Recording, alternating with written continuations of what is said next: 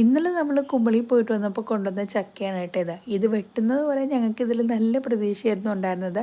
പക്ഷേ വെട്ടിക്കഴിഞ്ഞപ്പോൾ ഇതിൽ വിരലിലുണ്ടാവുന്ന അത്ര ചുളകളേ ഉണ്ടായിരുന്നുള്ളൂ. എന്തായാലും ഞങ്ങൾ തോറ്റെടുക്കാൻ തയ്യാറില്ലാത്തതുകൊണ്ട് നമ്മൾ അതിനെയൊക്കെ ഒന്ന് ഉരിച്ച് ഇത്രയും ചുളയാണ് കേട്ടോ നമുക്ക് കിട്ടിയിട്ടുണ്ടായിരുന്നത്.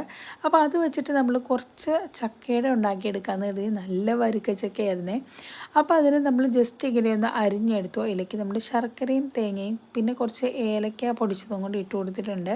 ഈ ഒരു വരിക്കച്ചക്ക ഉണ്ടാക്കുന്ന സമയത്ത് നമ്മളെപ്പോഴും റവ ചേർത്തിട്ടാണ് കേട്ടോ ഇതിൽ ഉണ്ടാക്കാറുള്ളത്. അപ്പോൾ അതിലേക്ക് നമ്മളൊരു 3/4 കപ്പ് റവയും കൂടെ ചേർത്ത് കൊടുത്ത് കുറച്ച് ചൂടുവെള്ളം കൊണ്ട് ഒഴിച്ച് ജസ്റ്റ് ഇങ്ങനെ നല്ലപോലെ തന്നെ ഒന്ന് കുഴച്ചെടുത്തിട്ടുണ്ട്. ആ ഒരു ടൈം കൊണ്ട് ഉമ്മിച്ചി കുറച്ച് ഇലയൊക്കെ അങ്ങനെ പറിച്ചുകൊണ്ട് വന്നിട്ടുണ്ടായിരുന്നു. പിന്നെ ആ ഒരു ഫില്ലിങ് നമ്മൾ ആ ഒരു ഇലയിലേക്ക് വെച്ച് അടുപ്പത്തേക്ക് നമ്മുടെ ഇഡ്ഡലി പാത്രത്തിൽ വെച്ചാണ് നമ്മൾ വേവിച്ചെടുക്കുന്നത് കേട്ടോ. കുറേ നാളായിട്ടുണ്ടായിരുന്നു ചക്കയുടെയൊക്കെ കഴിച്ചിട്ട്. ഇങ്ങനെ ഉണ്ടാക്കുമ്പോഴേക്കും ഒരു ചക്കയൊക്കെ കടിക്കാൻ കിട്ടുമ്പോൾ നല്ല ടേസ്റ്റാണ്. അപ്പോൾ എന്തായാലും ട്രൈ